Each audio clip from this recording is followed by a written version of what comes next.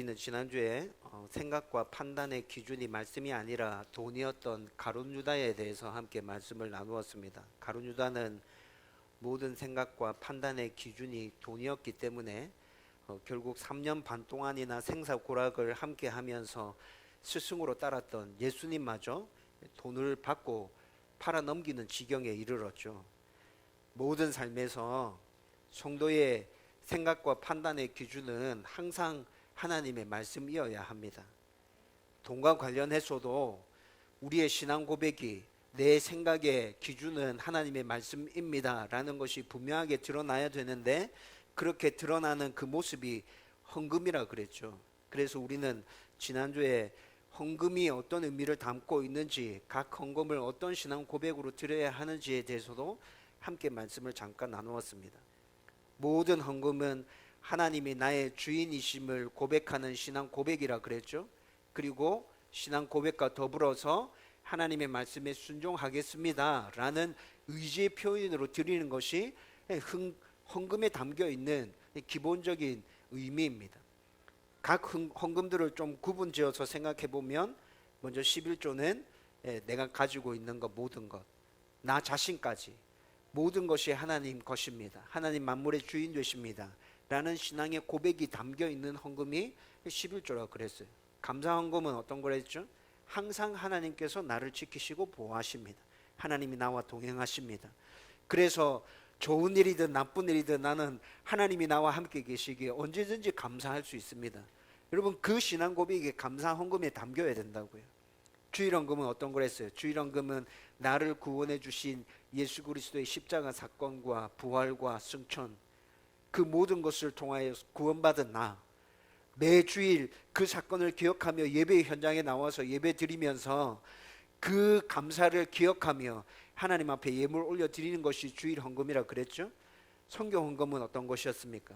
예수님께서 마지막으로 명령하신 그 명령에, 땅끝까지 이르러 내 증인이 되라, 그 명령에 온전히 순종하겠습니다. 그 명령 가슴에 새기고 내가 나갈지 못할지라도 물질로 선교사님들을 후원하고 기도로 도우며 선교의 사명을 감당하겠습니다 라는 순종의 고백을 담은 헌금이 선교 헌금이라 그랬어요. 여러분, 이런 마음을 담아서 우리가 헌금하고 있다면 우리는 물질이 기준이 아니라 하나님의 말씀을 기준 삼아서 움직이는 진짜 주님의 백성들 맞습니다. 그리고 제가 헌금에 대해서 얘기하면서 정말 중요한 건 뭐라 했습니까? 돈의 액수가 중요하댔습니까? 여러분, 이 돈의 액수 때문에 마음 상하는 사람 굉장히 많죠. 여러분, 저는 돈의 액수가 중요하지 않다, 물론 중요하지 않다고 단정지어서 이렇게 딱 잘라 얘기할 수는 없지만, 여러분, 좀 전에 말씀드렸던 헌금 가운데 담겨야 될 그 신앙 고백이 담겨져 있는 진실된 헌금을 주 앞에 드리고 있는 성도라면, 수입이 많아지고 형편이 좋아지면 더 많이 드리려고 애쓰고 자원함으로 기꺼이 그렇게 할 거라 저는 믿고 확신합니다. 여러분, 액수는 다음 문제고, 우리가 정말 붙들어야 될 헌금에 관련된 본질은 뭐예요? 그 안에 내 신앙 고백이 담겨져 있는가? 내 생각과 판단의 기준이 정말 하나님의 말씀이 맞는가? 하나님을 나의 주인으로 인정하고 고백하고 있는가? 라는 그 신앙 고백이 헌금 안에 담겨져 있어야 된다는 것이죠. 저와 여러분들이 분명한 이 신앙 고백을 담은 헌금을 주 앞에 드림으로 말미암아서 내 삶의 기준은, 내 생각의 근거는 모두 다 하나님의 말씀입니다 라는 것들을 확실하게 보여주는 주님의 백성들 다 되기를 주의 이름으로 축원드립니다. 오늘은 예수님의 제자 중에 또 한 사람, 예수님의 부활을 의심했던 도마에 대해서 말씀을 생각하려고 합니다. 도마는 예수님께서 공생의 사역을 하실 때 3번에 걸쳐서 십자가 사건과 부활에 대해서 말씀해 주셨죠. 근데 그 이야기를 할 때마다 도마는 3번 다 그 자리에 있었습니다. 그 이야기를 직접 들었다는 말입니다. 그리고 또 오늘 본문의 상황은 부활하신 예수님을 직접 만난 다른 제자들이 예수님의 부활을 증거하고 있죠. 우리가 예수님의 부활을 직접 확인했다, 부활하신 예수님 우리가 만났다.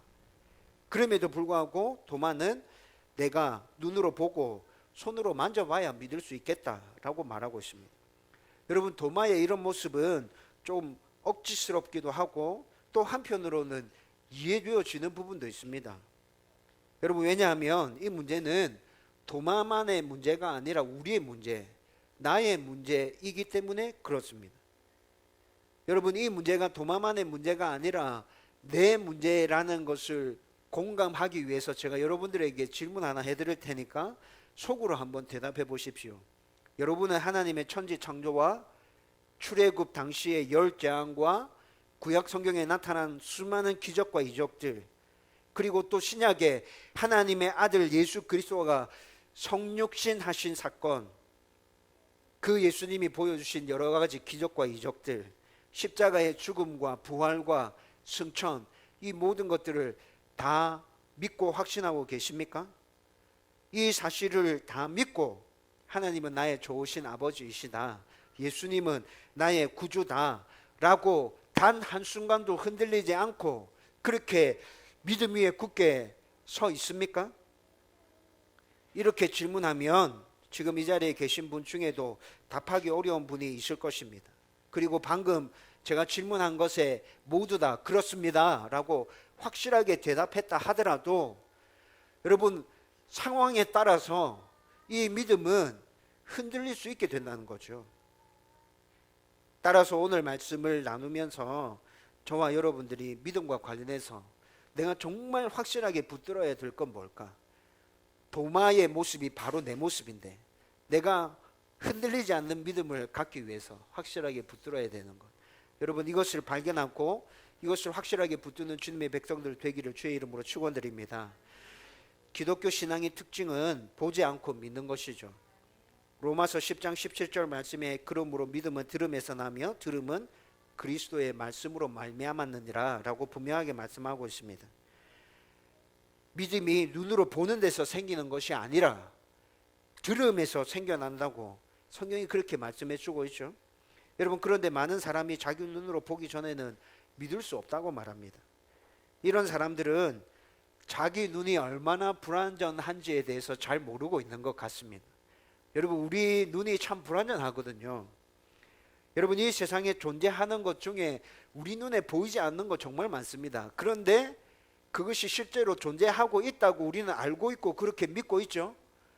보지 않았는데 그렇게 알고 있고 믿고 있잖아요. 그뿐만이 아니라 때로 우리는 보고 있기는 한데 그것을 잘못 볼 때도 엄청 많습니다. 여러분, 잘못 볼 때 진짜 많죠? 네, 저도 그런 경우 진짜 많아요. 그리고 제대로 보았다고 해도 지난주 우리가 나눈 말씀처럼 우리의 생각과 판단의 기준이 무엇이냐에 따라서 제대로 본 그것을 다 각자 다르게 말합니다. 여러분, 이런 것들 모두 종합해서 생각해 보면 자기 눈으로 보아야 믿을 수 있다라고 말하는 이것이 얼마나 좀 모순된 것인지 여러분 좀 공감되지 않으세요? 여러분, 이것뿐만이 아니라 우리는 보지 않아도 믿는 거 진짜 많아요. 여러분, 특별히 뉴스 가운데, 매스컴 가운데서 우리 가운데 이렇게 전달해 주는 거, 여러분 그것들 그냥 그대로 다 받아들이잖아요. 여러분, 요즘 뉴스가 너무 채널이 많아가지고, 그렇죠? 특정 색깔을 가진 뉴스 채널들이 계속 등장하고 있습니다. 그런데 어떤 사람들은 특정 색깔 한 채널 내 뉴스만 계속 보면서 거기에 완전 사로잡혀 버리더라고요. 거기서 이상한 걸 얘기해 준다 하더라도 그걸 사실인 걸로 다 받아들이잖아요. 여러분, 이것뿐만이 아니라 또 친하게 지내는 사람들이 나에게 뭔가를 얘기해 줬을 때 우리는 그것을 의심하지 않고 그냥 그것을 그대로 받아들입니다. 저도 얼마 전에 다른 사람들이 저한테 전달해 준 이야기를 사실관계를 확인해 보지 않고 또 다른 사람에게 그 이야기를 전했는데 그것이 약간 문제가 됐던 경우가 있었습니다. 내가 왜 그랬지?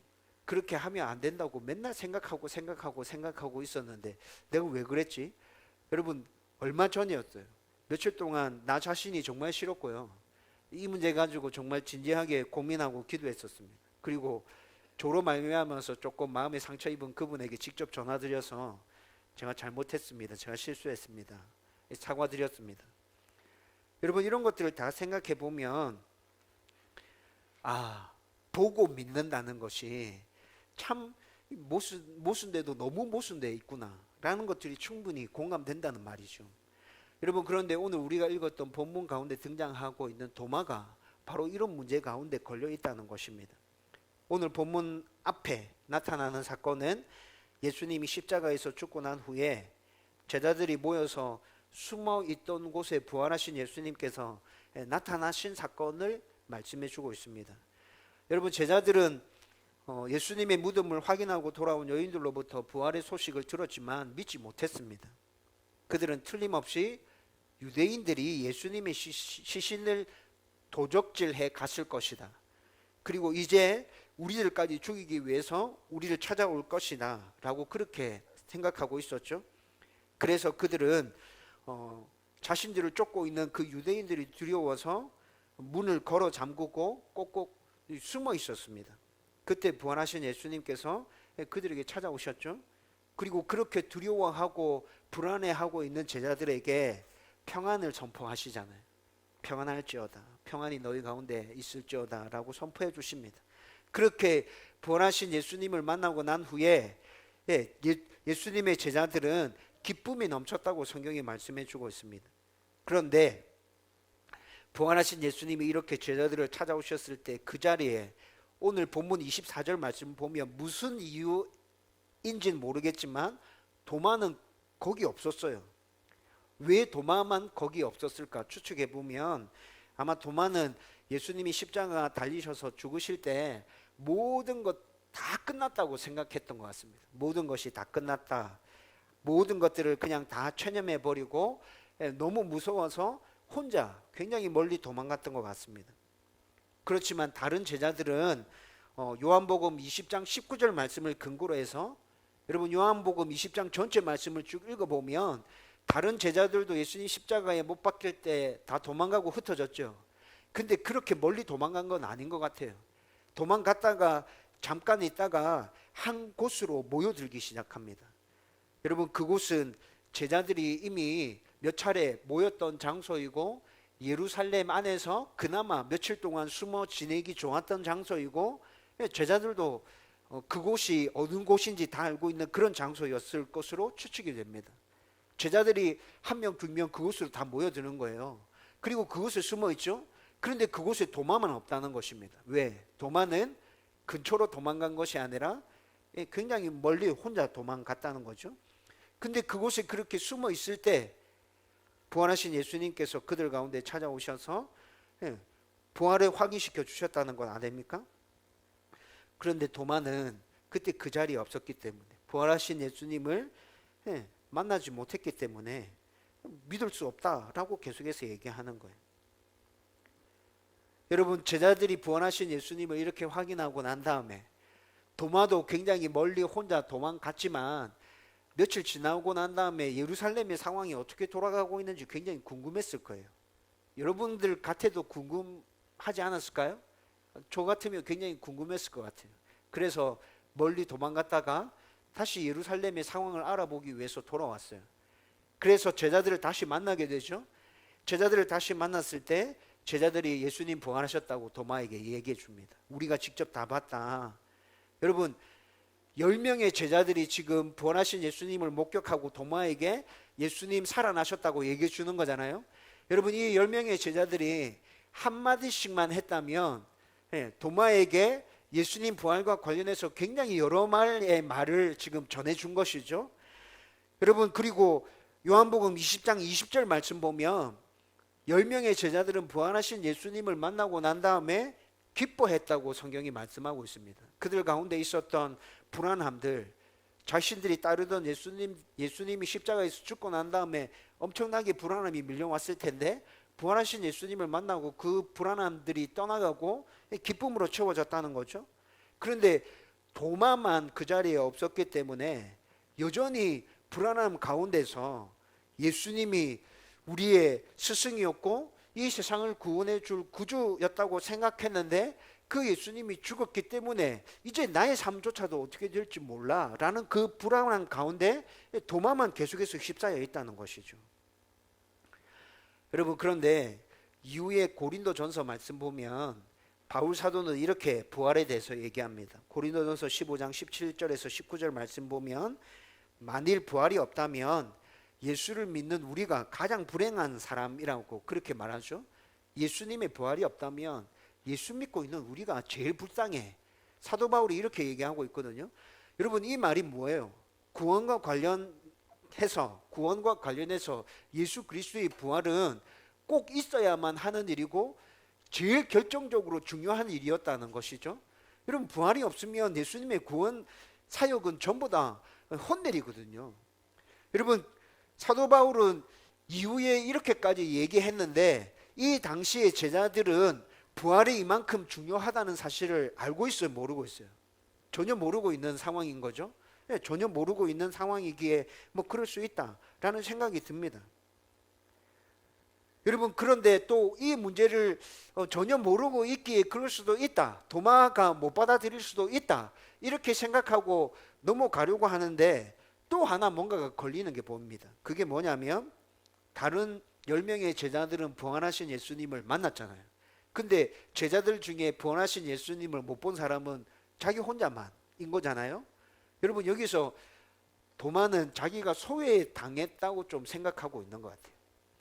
여러분, 상황을 여러분 머릿속으로 한번 상상해 보십시오. 이런 상황이 되면 다 같이 제자들이었고 3년 반 동안 예수님 따라다녔는데 자기 혼자만 멀리 도망가가지고 부활하신 예수님 다른 10명은 다 만났는데 자기 혼자만 못 만났어요. 다른 10명이 예수님 살아나셨다고 막 얘기하는데 자기는 그와 관련해서 얘기할 게 아무것도 없어. 여러분, 이런 상황이면 좀 내가 소외당하고 있다는 느낌이 스스로 들까요? 스스로 자기 자신 안에서 그런 생각들을 하게 되는 것이죠. 실제로 10명의 제자들이 도마를 소외시키지 않았다 하더라도 이 상황 자체가 도마가 그렇게 소외당하고 있구나라고 느낄 수밖에 없는 상황이 됐다는 것입니다. 여러분, 그래서 도마가 오늘 말씀에 보면 못 믿겠는데 이게 아닙니다. 믿지 않겠어, 이렇게 얘기합니다. 여러분, 예수님께서 부활하셨어 이렇게 얘기할 때 진짜? 난 못 믿겠는데? 여러분, 이렇게 반응하는 것은 사람들 사이에서 당연히 일어날 수 있는 반응이지 않습니까? 근데 오늘 도마는 어떻게 얘기하고 있다고요? 못 믿겠는데? 이게 아니라 믿지 않겠어, 이렇게 얘기한다고요. 여러분, 25절 말씀 보면 못 믿겠다가 아니고 분명히 믿지 않겠다, 믿지 아니하겠노라, 이렇게 얘기합니다. 여러분, 이 말씀을 보아서 도마 마음 가운데 지금 뭔가 걸리는 게 있다는 거죠. 사람들이 쉽게 받아들이기 어려운 이야기를 했을 때 그거 난 못 믿겠는데? 그거 진짜 맞나? 그거 내가 한번 확인해 봐야 될 것 같은데, 이렇게는 얘기할 수 있는 거잖아요. 근데 그거 나 안 믿을 거야, 이렇게 얘기하면 벌써 그 안에 자기의 의지가 들어가 있는 거죠. 지금 도마가 그렇다는 것입니다. 그리고 제자들이 모여 있던 집에 부활하신 예수님이 찾아오신 지 이제 일주일이 지났습니다. 여러분, 일주일이 지나는 동안에 부활하신 예수님이 다시 제자들을 찾아오시지 않았어요. 여러분, 그리고 난 다음에 지금 예수님이 십자가에 못 박혀서 돌아가실 때가 6월절, 유대인의 가장 큰 명절 주간이었거든요. 그 명절 주간도 거의 끝났습니다. 예루살렘에 모였던 사람들이 이제 다 자기 고향으로 돌아갑니다.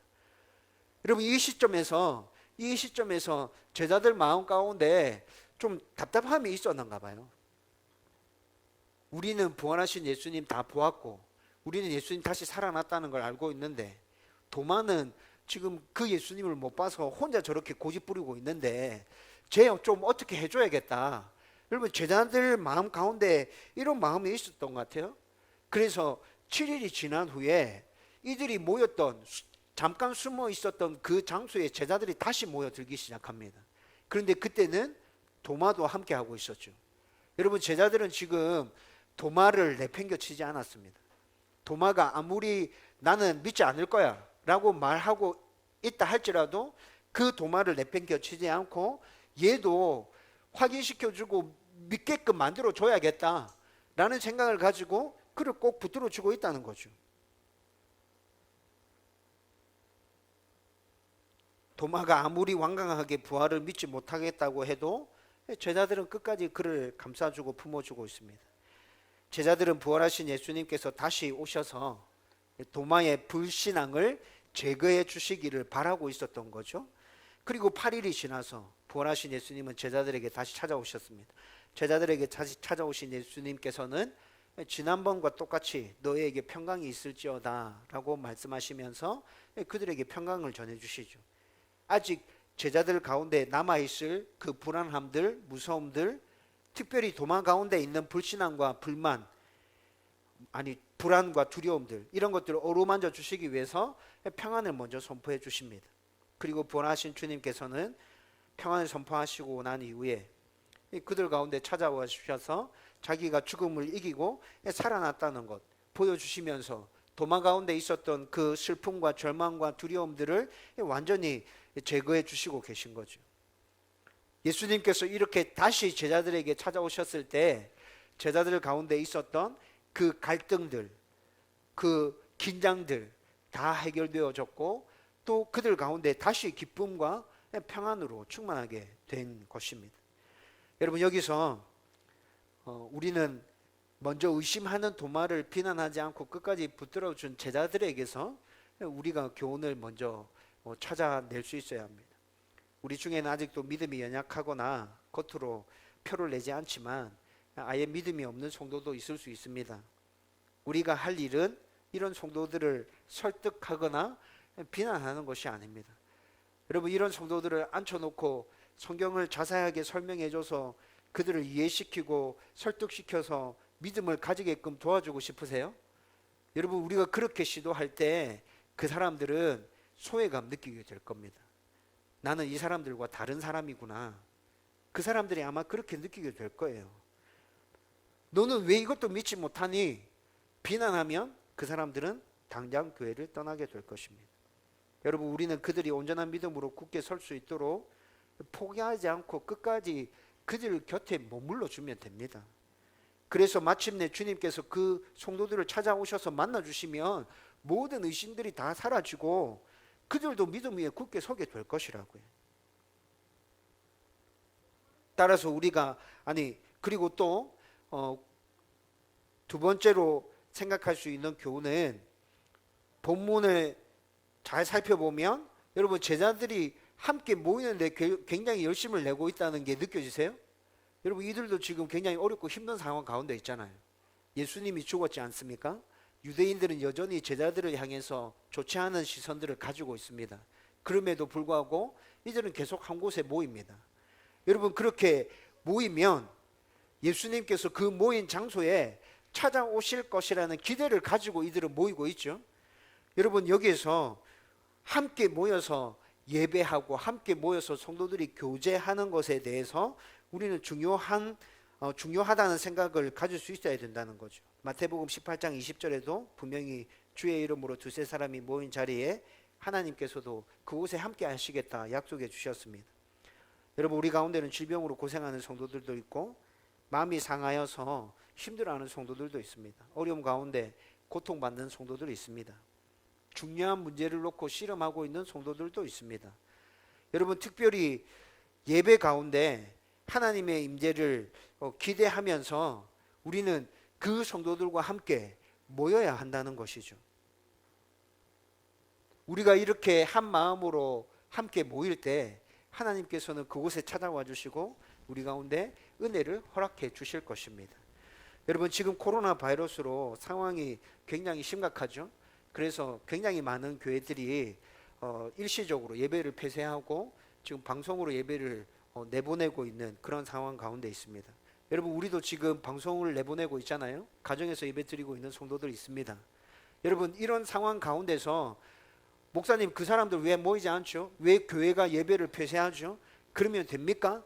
라고 말하고 싶은 성도들 혹시나 있을지 모르겠습니다. 그런 사람들도 있더라고요. 제가 여러 모임에 단톡방이 이렇게 개설되어 있는데 그 단톡방 중에 한 모임에서 이런 이야기들이 논란이 되어서 좀 심각하게 이야기들이 오고 갔던 일들이 주중에 있었습니다.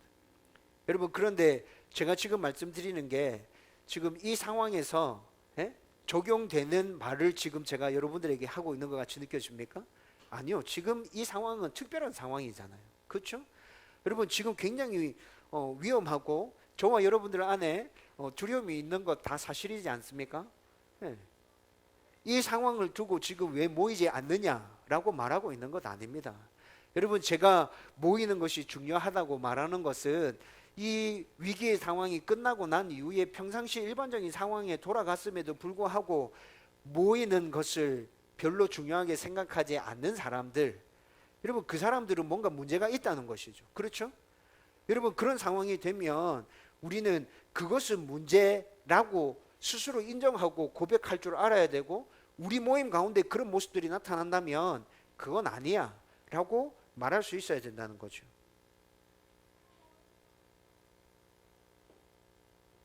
믿음이 연약하고 힘든 상황 가운데 있는 성도들을 끝까지 품어주는 성도, 그리고 평상시에는 늘 하나님을 예배하는 곳에 모이기를 힘쓰는 성도, 여러분 그런 성도들이 오늘 우리가 본문 가운데서 발견할 수 있는 교훈이라는 거죠. 저와 여러분들이 그런 성도 되기를 주님의 이름으로 축원드립니다. 여러분 이제 오늘 본문에서 진짜 중요한 교훈 한번 살펴보려고 합니다. 본문 27절에서 제자들을 다시 찾아오신 예수님께서는 믿지 못하는 도마에게 자신의 손과 옆구리를 만지면서 한번 확인해 보라고 말씀하시죠. 부활하신 예수님이 자신의 앞에 섰을 때 도마가 자기가 말한 것처럼 정말 예수님의 그 못자국과 창자국을 만져보았을까요? 예수님 지금 딱 내 눈앞에 서 계십니다. 도마가 그렇게 했을까요? 제가 생각하기에는 도마 그렇게 하지 않았을 겁니다. 본문 말씀에서도 도마가 만져보았다는 기록이 없습니다. 그냥 예수님이 만져보라고 말씀하셨을 때 우리가 읽었던 한글 성경에서는 곧바로 도마가 나의 주님이요 나의 하나님이십니다 라고 고백하는 모습이 나타나죠. 여러분 그런데 도마의 이 고백은 요한복음이 강조하고 있는 주제의 절정을 이루고 있습니다. 요한이 요한복음을 기록할 때 요한복음 1장 1절에서부터 요한복음의 주제가 아주 분명하게 나타났는데 이렇게 얘기합니다. 태초에 말씀이 계시니라. 이 말씀이 하나님과 함께 계셨으니 이 말씀은 곧 하나님이시니라. 여러분 요한이 1장 1절에 이 말씀을 기록하면서 요한복음의 주제를 지금 뭐라고 설정한 것 같습니까? 예수님이 하나님의 아들 그리스도이심을 나타내는 것, 그것을 지금 주제로 설정했다는 말입니다. 여러분 그런데 이제 이 복음서가 끝나가는 시점에서 부활하신 예수님을 만난 도마를 통해서 이 주제가 확정되어지고 있습니다. 나의 주, 나의 하나님. 도마는 지금 예수님을 성부 하나님과 동등한 위치에 놓고 그분을 고백하고 있죠. 도마의 이 고백이야말로 요한이 요한복음에서 강조하고 있는 주제를 결정적으로 보여주고 있는 말씀이라는 것이죠. 여러분 우리는 예수님을 성부 하나님과 동등하신 하나님으로 믿고 있습니다. 만일 누구든지 예수님의 하나님 되심을 부인하거나 그 사실을 받아들이지 않는다면 그 사람은 그리스도인이란 말할 수 없습니다. 그 대표적인 사람들이 누굽니까? 신천지이고 여호와의 증인들이잖아요. 여러분 그들은 예수님을 하나님으로 인정하지 않거든요. 여호와의 증인들은 계급이 높은 천사 중에 한 명이다 이렇게 얘기합니다. 여러분 신천지인들은 예수님 어떻게 얘기하죠? 선지자 중에, 훌륭한 선지자 중에 한 명이다 이렇게 얘기합니다. 여러분 그들은 예수님을 하나님으로 절대 인정하지 않습니다. 여호와의 증인들은 성령도 하나님으로 인정하지 않습니다. 성령은 그냥 하나님의 능력 정도이다 이렇게 얘기합니다. 여러분 이렇게 믿는 사람들 우리는 다 뭐라 얘기하죠? 이단이라고 얘기합니다. 여러분 이렇게 말하는 이단은 예수님이 승천하시고 난 이후에 얼마 지나지 않아서 생겨났고 지금까지 계속 존재하고 있는 이단들입니다. 예수님은 성부 하나님과 동등하신 하나님이십니다. 성령님도 성부 하나님과 성자 예수님과 동등하신 하나님이십니다. 도마는 지금 부활하신 예수님을 만나고 이 사실을 자신의 신앙 고백으로 내뱉고 있다는 거죠. 나의 주, 나의 하나님이십니다. 삼위 하나님이 모두 다 그 영광과 권위와 능력이 동등하신 한 하나님이심을 도마가 이렇게 고백하고 있다는 거죠.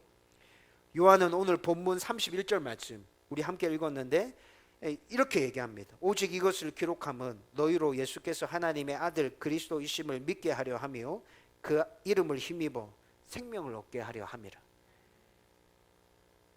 자기가 이 복음서를 기록한 목적을 다시 분명하게 밝혀주고 있죠. 요한복음의 목적은 다시 말씀드립니다마는 예수님이 하나님의 아들이심을 증거하는 것. 그런데 그 증거가 도마의 입을 통해서 고백되어졌고, 그 목적이 온전하게 믿음의 고백으로 고백되어지는 것은 눈으로 보고 확인하고 만져야 되는 것이 아니라 들음으로 인해서 믿음으로 이루어져야 하는 일이라는 것입니다. 여러분, 제자들이 부활하신 예수님을 보았다고 말했을 때 도마도 그들의 말을 듣고 예수님께서 부활하셨다는 사실을 믿었어야만 했습니다. 여러분, 그랬다면 어떻게 됐을까요? 그랬다면 도마 안에 있었던 그 불안함과 그 무서움들이 빨리 사라졌지 않겠어요? 여러분, 도마가 이 사실을 들음으로 인해서 빨리 믿었다면 괜히 10명의 제자들과 도마와 그 긴장 관계가 8일 동안 유지되는 그런 상황이 발생했을까요? 그렇지 않았을 거예요. 빨리 믿었다면 모든 상황들이 빨리 좋아질 수 있었어요. 여러분, 오늘 이 말씀은 우리에게도 동일하게 말합니다. 우리가 예수님을 믿고 하나님을 믿는 것은 보고 확인하고 믿는 것이 아니라 말씀을 통해서, 들음을 통해서 믿음을 가지는 것이라고 그렇게 얘기해 주고 있죠. 여러분, 요한복음을 기록한 요한이 오늘 이 시간에 우리에게도 동일하게 요한복음의 기록 목적에 대해서 얘기해 줄 겁니다. 너희들로 하여금 예수님이 하나님이심을 믿게 하려고 내가 이걸 기록했다. 여러분, 우리는 지금 예수님의 모습을 볼 수 없습니다. 예수님 만져볼 수도 없죠. 그러나 우리는 성경의 증거를 듣고 예수님께서 다시 살아나셨으며 하나님의 아들이심을 믿고 있습니다. 여러분, 이렇게 믿을 때 우리의 모든 죄가 사함받고 우리는 영생 받게 되는 거죠. 천국을 선물로 받게 됩니다. 구원을 얻는데 더 필요한 것 있습니까? 없습니다. 믿기만 하면 됩니다. 부활하신 예수님을 만난 도마는 그제서야 비로소 믿고 가슴 벅차게 기쁨을 누리고 예수님이 전능하신 하나님이심을 고백하고 있다는 것이죠. 이런 도마를 향해서 예수님께서 뭐라 말씀하시죠? 29절 이렇게 말합니다. 예수께서 이르시되 너는 나를 본고로 믿느냐? 보지 못하고 믿는 자들은 복되도다 하시니라. 여러분, 예수님께서 왜 보지 않고 믿는 자가 복되다고 말씀하셨을까요? 여러분, 이제 곧 예수님께서는 승천하셔서 하나님께로 가실 것입니다. 그러면 예수님을 직접 보고 만지는 것은 불가능해지죠. 여러분, 도마같이 끝까지 고집 부리는 사람이 있다면 이 사람 구원받을 수 있습니까? 없습니까? 도마같이 끝까지 고집 부리는 사람이 있다면 나는 예수님 눈으로 보아야 믿겠다, 만져보아야 믿겠다. 여러분, 이렇게 고집 부려서는 이제 더 이상 예수님이 승천하고 난 이후에 구원은 사람들 가운데 아무런 효력도 없게 되는 거예요. 눈으로 보아야 믿겠다, 만져보아야 믿겠다 하면 그렇게 된다는 것이죠. 이제는 믿는 자들이 전하는 복음을 듣고 예수님이 나의 구주이심을 믿어야 한다는 것입니다. 여러분, 그 외에 다른 길은 없습니다. 예수님께서는 부활하신 이후에 이 사실을 제자들에게 말씀해 주시면서 너희들이 밖에 나가서 이 사실을 증거해야 돼 라고 말씀해 주시죠. 21절과 23절 말씀 한번 읽어보십시다. 다 같이 읽겠습니다. 시작. 예수께서 또 이르시되 너에게 평강이 있을지어다. 아버지께서 나를 보내신 것 같이 나도 너희를 보내노라. 이 말씀을 하시고 그들을 향하사 숨을 내쉬며 이르시되 성령을 받으라. 너희가 누구의 죄든지 사하면 사하여 줄 것이요 누구의 죄든지 그대로 두면 그대로 있으리라 하시니라. 아멘. 예수님께서 뭐라 말씀하십니까? 아버지께서 나를 보내신 것 같이 나도 너희를 보내노라. 왜 보내죠? 증거하라고. 예수님께서 예수 믿을 사람들에게 친히 다 일일이 다니시면서 자기를 보여주신다는 말입니까? 이제 복음은 그렇게 전파되는 것이 아니라는 말이죠. 어떻게 전파됩니까? 너희들의 말을 통해서, 너희들의 말을 통해서. 너희들이 봤잖아. 너희들이 다 경험했잖아. 이제 너희들이 가서 이야기해. 성령이 너희들과 함께 해줄 거야. 내가 성령 보낼 거야.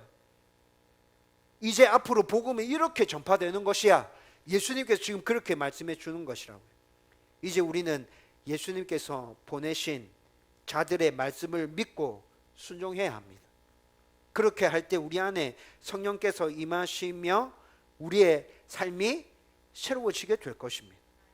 복음을 듣고 믿을 때 성령께서 우리 마음에 오셔서 우리에게 모든 것들을 다 깨닫게 해주실 것입니다. 눈으로 보는 것보다 훨씬 더 분명한 확신을 주시고 놀라운 평안과 기쁨을 주실 것입니다. 주님께서 우리에게 주시기 원하시는 것은 한 번의 영광스러운 체험이 아닙니다. 날마다 말씀을 통해서 깨달음을 얻고 살아계신 하나님과 동행해 가는 그 축복. 여러분, 이것이 진짜 복 중에 최고의 복 아닙니까? 그리고 우리는 날마다 이 말씀을 붙들고 깨달음으로 인해서 하나님의 그 붙드심을 굳게 덧입음으로 말미암아서 우리 이 세상의 삶 가운데서도 넉넉하게 이기면서 살아갈 수 있게 될 것입니다. 따라서 오늘 우리처럼 보지 않고 믿는 자들은 성경에서 더 복되다고 예수님께서 그렇게 말씀해 주고 있는 거죠. 여러분, 보지 않고 믿는다고 해서 나중에 예수님 만날 수 없는 것입니까? 아니요, 그런 거 절대 아닙니다. 우리가 말씀을 듣고 그 말씀을 붙들고 살아갈 때 주님께서 말씀을 통해서 우리에게 찾아오시고 더 자주 우리를 만나 주시는 것 우리는 느끼면서 살아갈 수 있게 될 겁니다. 이러한 주님과의 만남은 예수님을 육체적으로 만나는 것보다 훨씬 확실하고 더 풍성한 만남 아닙니까?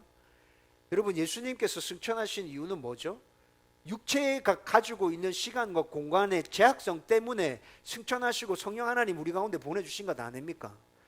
저와 여러분들 안에 그 성령 하나님 다 계시잖아요. 눈에 보이지 않지만 그 성령 하나님과 함께 동행하고 있잖아요. 여러분 때문에 우리는 눈으로 보지 않고 손으로 만져보지 않았지만 하나님과 예수님과 함께 늘 동행하는 삶들을 살아갈 수 있다는 것입니다. 여러분, 이 영적인 만남을 어떻게 육체적인 한 번의 만남과 비교할 수 있습니까? 여러분, 이렇게 말씀을 생각하고 난 이후에도 나는 그래도 눈으로 봐야겠어, 나는 손으로 만져봐야겠어 라고 생각이 드시나요? 여러분, 그렇다면 여러분들이 꼭 그런 생각이 포기되어지지 않는다면 하나님의 말씀을 붙드십시오. 하나님의 말씀을 읽고 묵상하고 암송하고 연구해 가는 그 과정 중에 나의 육신의 눈으로 직접 하나님이 보이지 않는다 하더라도 하나님 정말 살아계시고 나의 가운데 임재해 계시고 나와 동행하고 계시구나, 나의 좋은 아버지가 진짜 맞구나, 나의 구주시구나, 여러분 이런 것들을 계속 확인할 수 있게 될 것입니다. 저는 저와 여러분들이 말씀을 통해서 우리 육신에 보이는 하나님이 아니라, 우리 육신의 눈으로 보이는 하나님이 아니라 영적으로 경험되어지는 그 하나님, 함께 동행하는 그 하나님, 그 하나님과 매일 동행하는 삶들을 살아갈 수 있기를 주님의 이름으로 축원드립니다. 이제 말씀을 결론 맺습니다. 여러분, 하나님 우리 눈에 보이지 않습니다. 승천하신 예수님도 우리 눈에 보이지 않습니다. 우리와 늘 함께 계시는 성령님도 우리 눈에 보이지 않습니다. 그런데 성도들 중에 많은 사람들이 보여주면 확실히 믿겠는데 라고 말하면서 기적과 환상을 쫓아다니는 사람들 정말 많습니다. 오늘 그들에게 성경이 말씀합니다. 보지 않고 믿는 자들이 더 복되다. 내가 승천하고 난 이후에는 성령이 너희들과 함께 계시는데 왜 꼭 그렇게 눈으로 확인하고 보려고 하니? 네 눈으로 직접 보는 것도 그렇게 불완전해서 이 사람은 이 말하고 저 사람은 저 말하고 하는 것 너는 보지 않니? 그런데도 꼭 보아야 되겠니? 내가 이 말씀을 너희들한테 줬는데도? 하나님 정말 답답해 하시지 않을까요? 저와 여러분들이 말씀을 통해서 그냥 온전한 믿음 위에 굳게 설 수 있었으면 좋겠습니다. 그 말씀을 통해서 살아계신 하나님을 내 삶 가운데서 정말 풍성하게 경험할 수 있었으면 좋겠습니다. 그리고 우리도 도마같이 나의 주님, 나의 하나님이십니다 라고 고백하는 은혜가 넘쳐나기를 주님의 이름으로 축원드립니다.